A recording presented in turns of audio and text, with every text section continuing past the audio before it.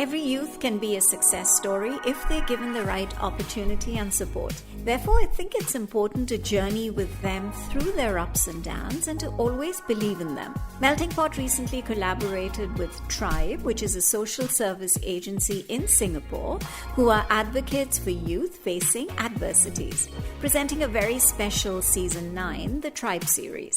The Trybe Series is conversations with inspiring young social and youth workers from the agency, and episodes are available on all podcast streaming platforms and on YouTube. Do listen, share, and support in whatever way you can. It motivates us to bring you a lot more heartwarming stories from across the globe.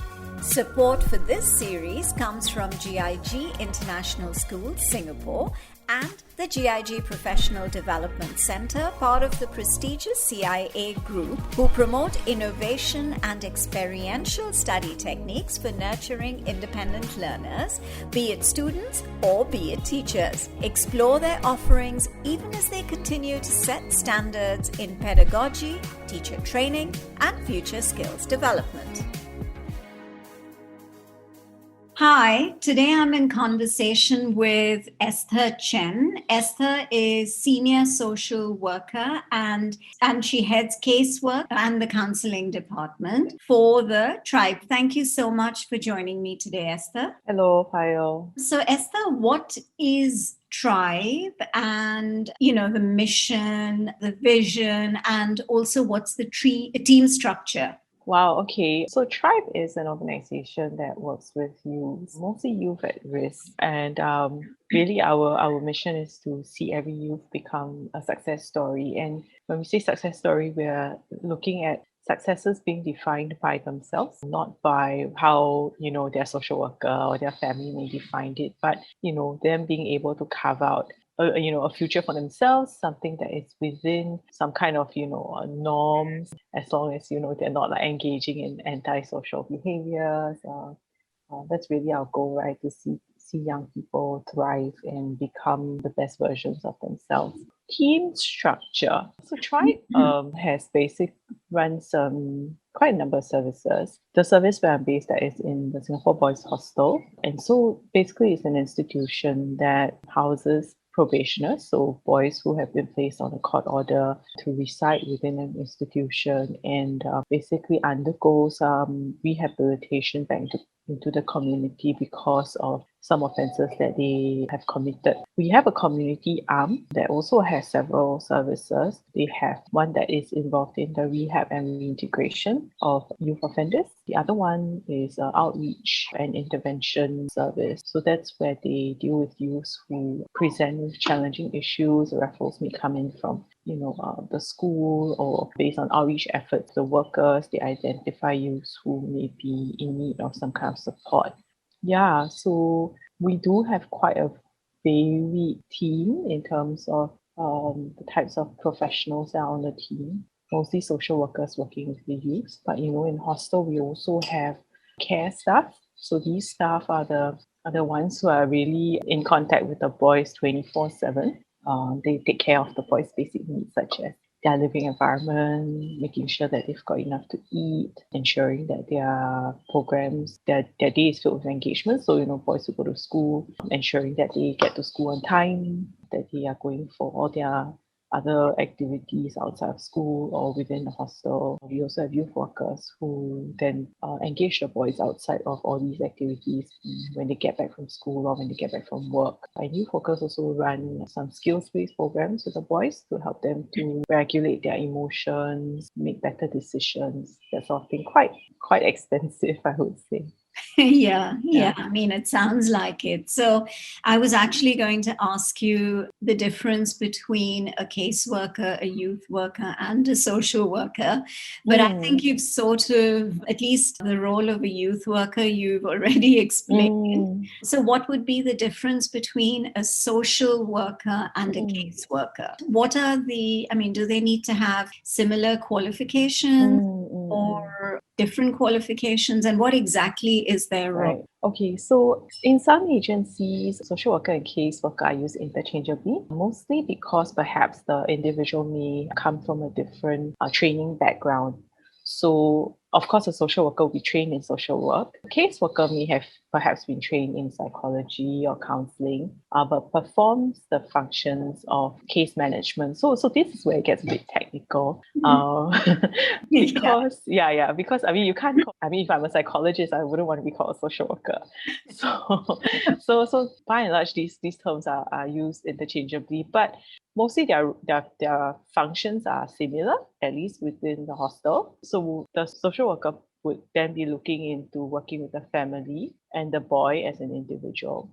And what they're looking at is also to ensure that the boy is engaged in pro-social activities. So oftentimes when the boy comes in, we're looking at, does this boy have poor or negative peer associations that we need to address, does he need to be linked up with a network to gain support from people who will encourage him to stay away from a life of crime? Does he need to be engaged in activities that do not compromise his safety or cause him to, be associating with people who may lead him to commit more crime? And then, of course, it's also about working with the families, because oftentimes these boys also come from backgrounds where perhaps there are ruptures in the family relationship. A lot of trust may have been broken. And so then there is that process of repairing and restoring some of these relationships within the family system. Social workers also work with employers, with schools, and also with the probation officers to ensure that, everything's going on track, that case plans are being followed, the interventions are going as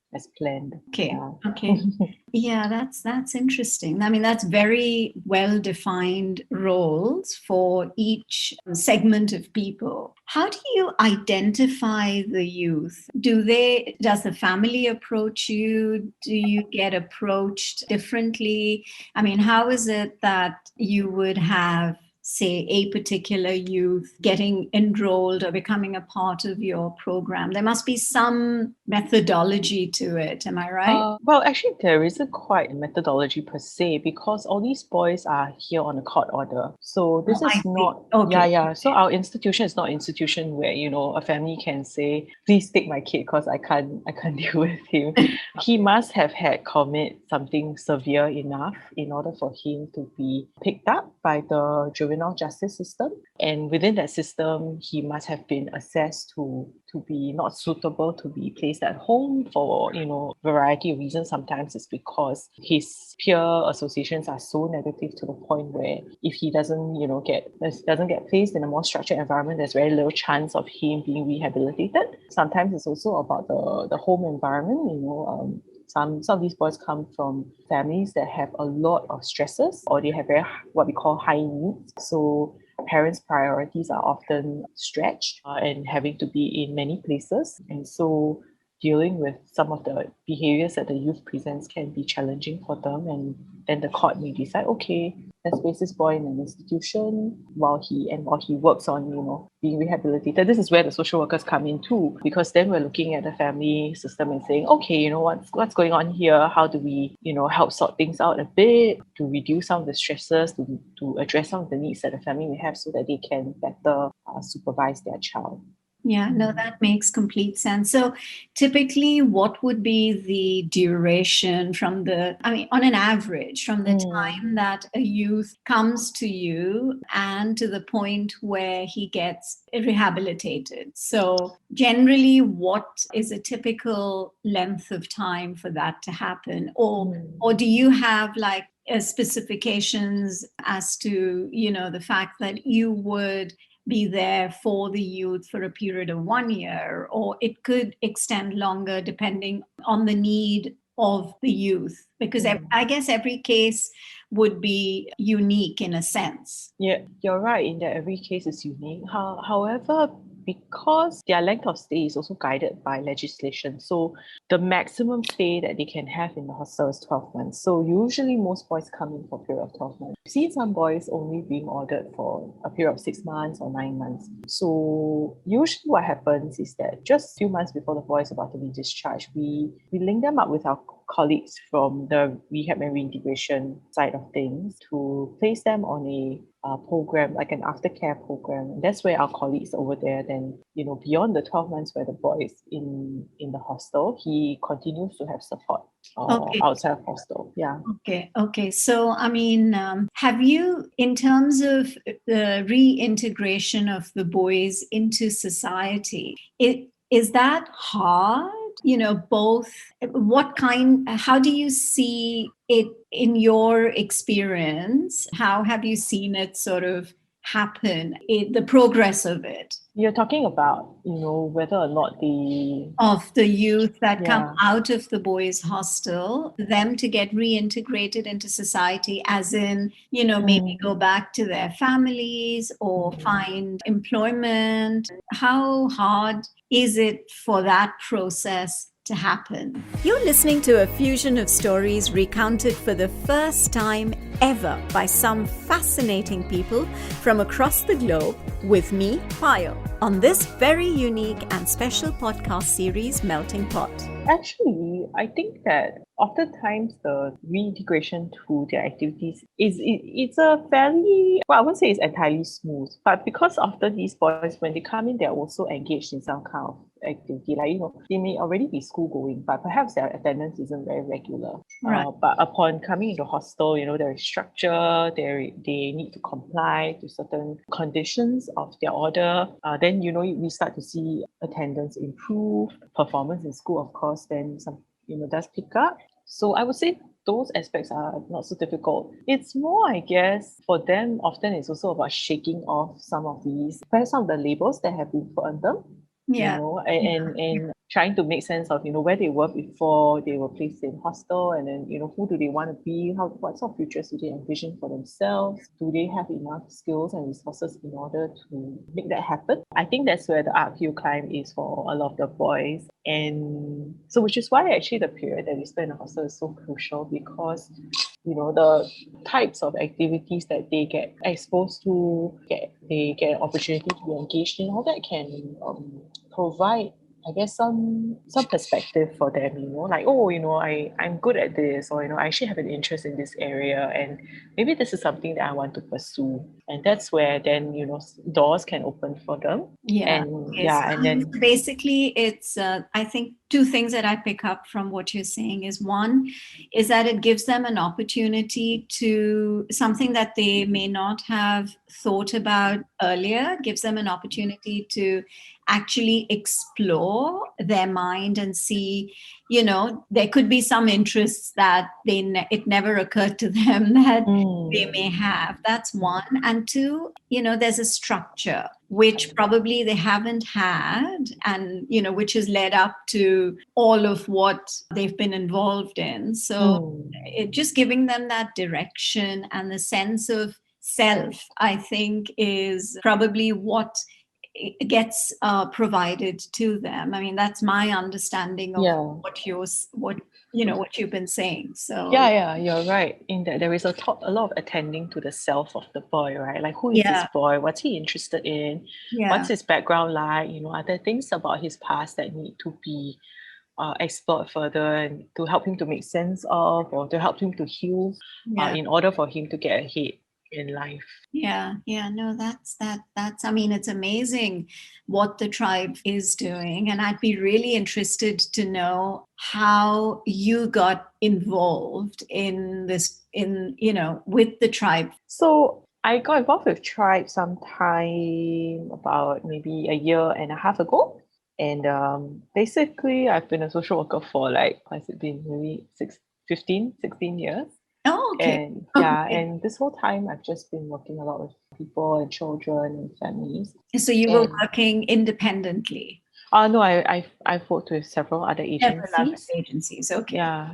So when I was looking for new areas of work, I noticed that the hostel was looking out for social worker, and I thought, hey, this is a place where a lot of my past experience would become relevant. Mostly because I had also worked in a child protection setting for quite a number of years, and during my time there, I also saw how a lot of young people and a lot of children who were in the system, they later on became I guess they continued to be part of the system because they got involved with behaviors that, got them into trouble. And so I saw the opportunity to work with young youth offenders as a way of also getting them to have perspective about their backgrounds, to be able to take that lens and say, hey, this is the kind of environment I grew up in. This is what's happened to me as a young person.